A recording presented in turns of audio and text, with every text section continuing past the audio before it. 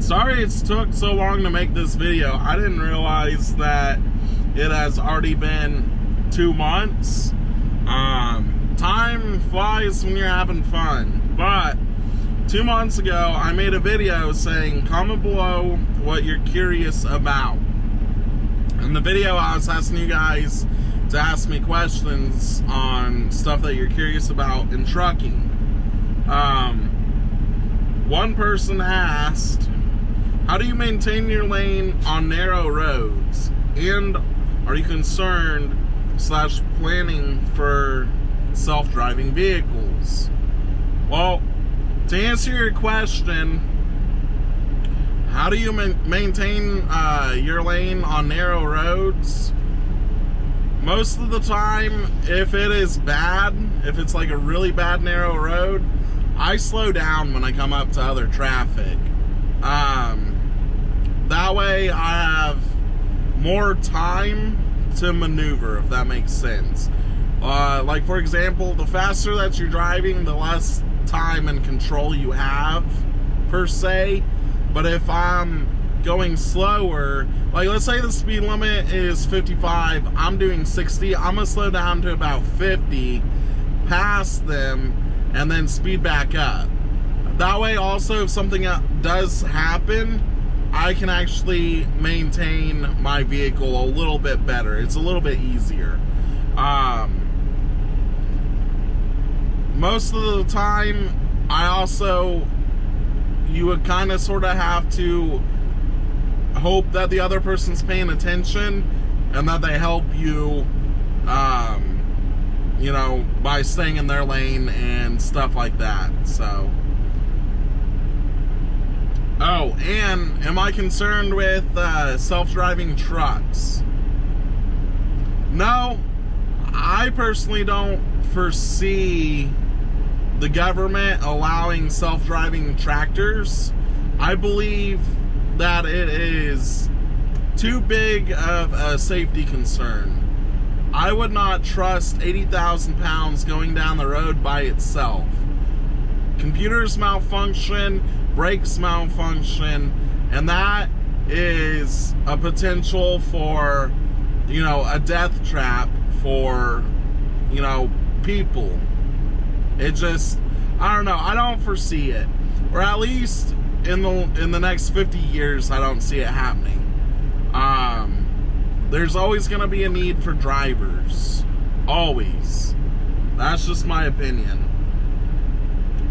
The next is how Hollywood views trucking life and truckers versus reality uses of the CB. I'll touch on uses of the CB. The CB is pretty much non-existent anymore. It's extremely rare if another driver even has a CB.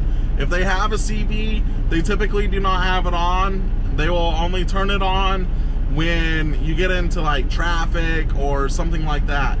I've been in downtown Dallas and downtown Houston, dead stop traffic on the CB hollering.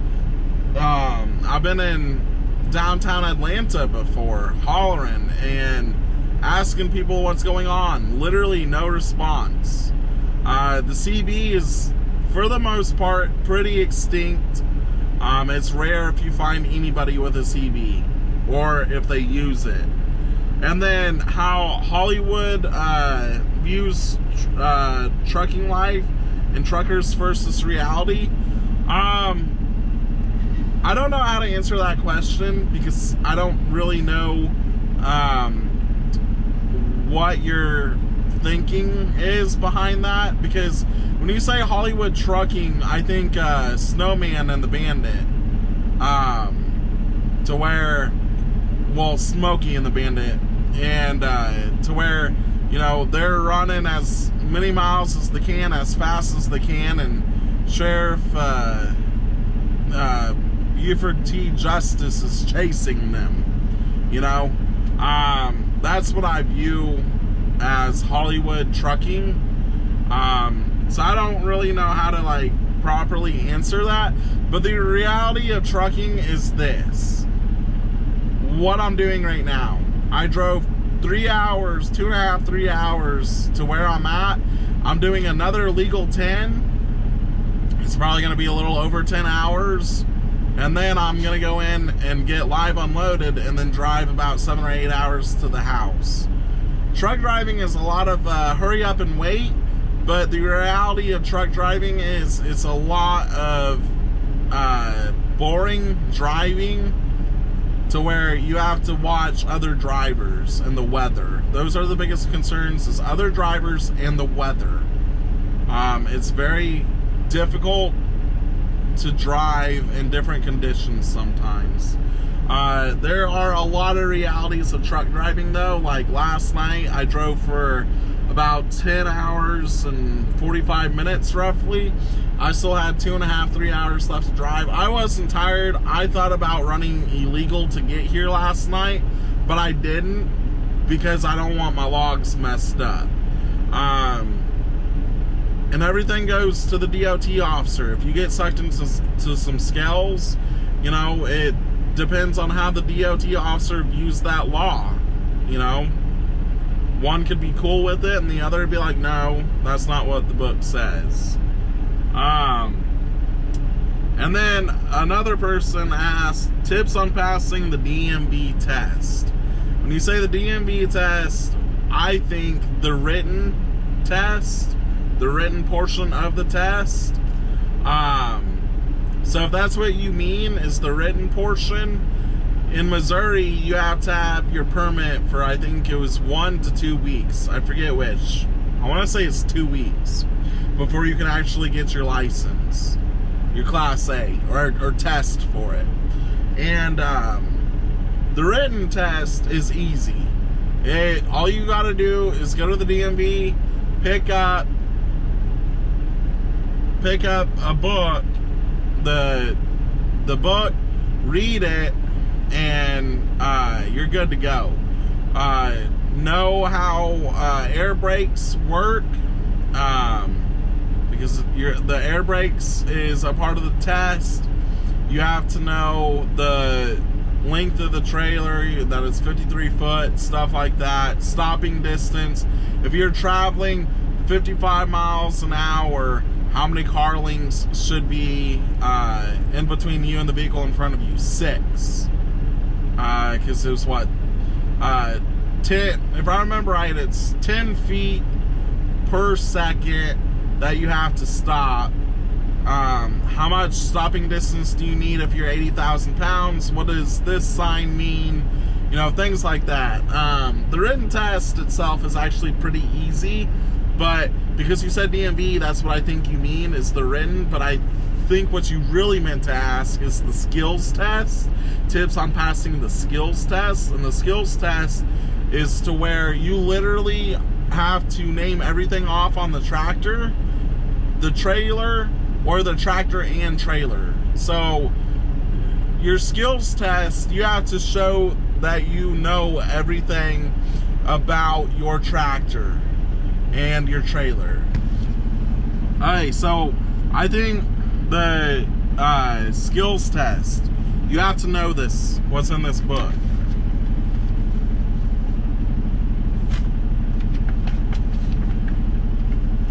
So with the skills test, let's say you get the tractor.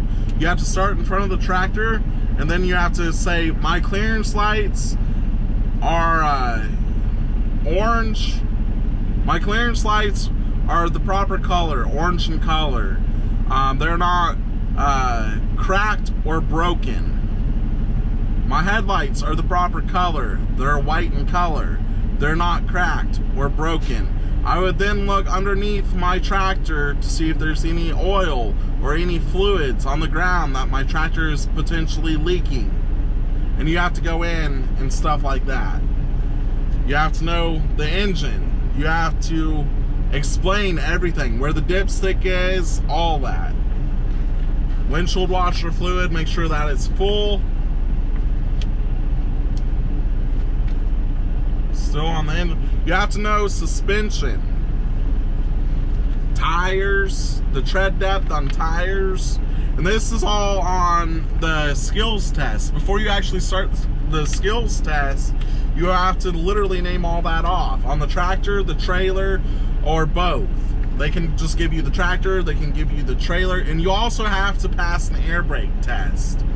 You have to prove that you know how to properly operate air brakes as well, and there's a certain way that you do that.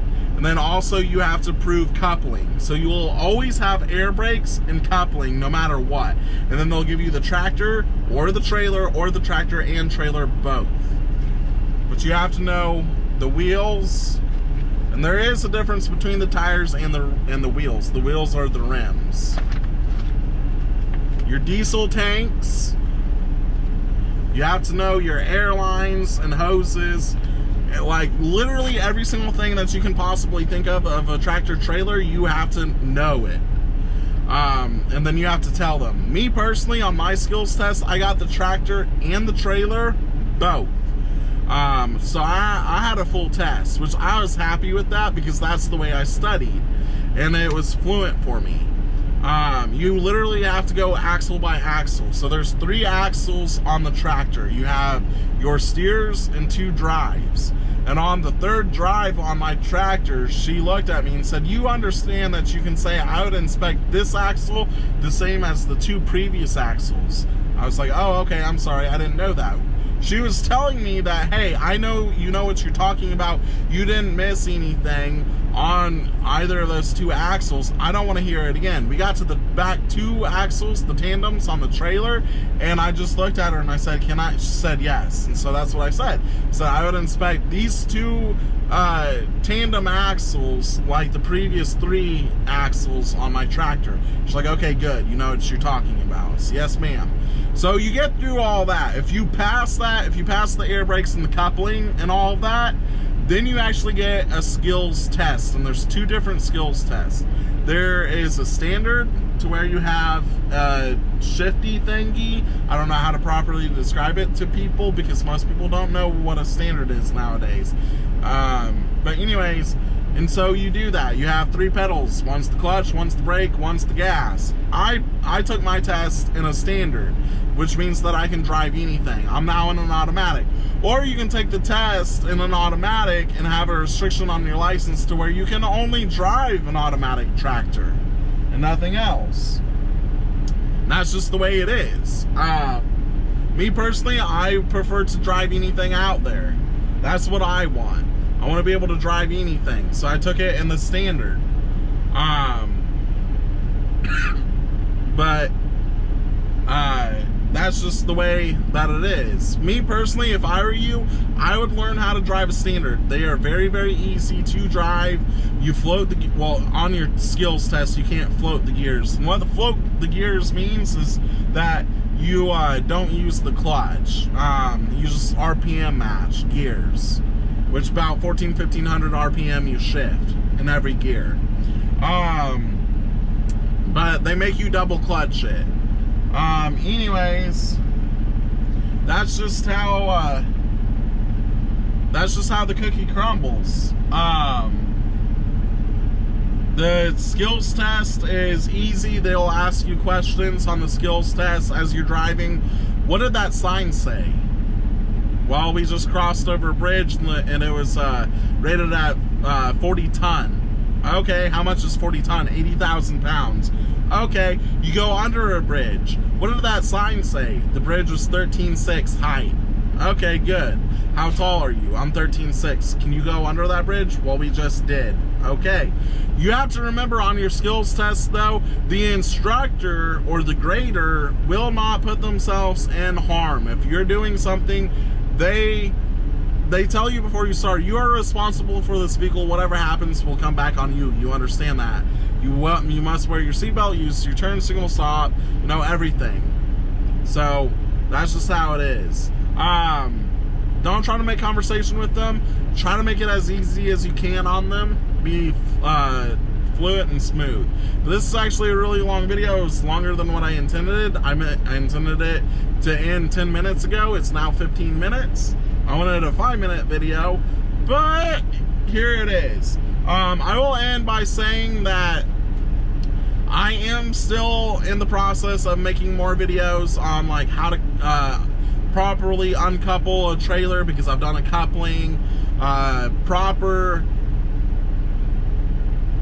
but non-proper pre-trip. And when I say proper, non-proper, proper for a truck driver, but non-proper for DOT, because we do it different than DOT. They want you to check your fluids under the hood, and check your brakes, your brake chambers, your air lines, basically your whole pre-trip on your skills test is what they want you to do.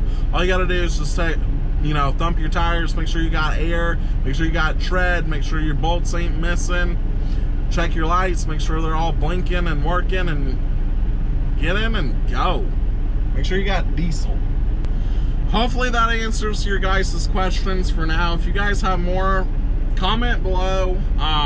Stay tuned, because I am going to have another giveaway coming up, but this one's going to be different than the last one. But hopefully that answers some of your guys' questions, and I'll talk to you guys later.